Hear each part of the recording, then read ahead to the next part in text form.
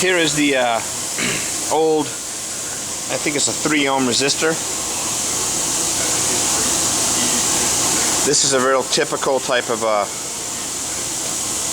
cracking and breaking of that ceramic resistor. The bracket's there. So what we're doing is we're creating a new bracket, designing that out, having it go on. These resistors are no longer available, so therefore we're just putting a brand new one in line and making the bracket for it to work. And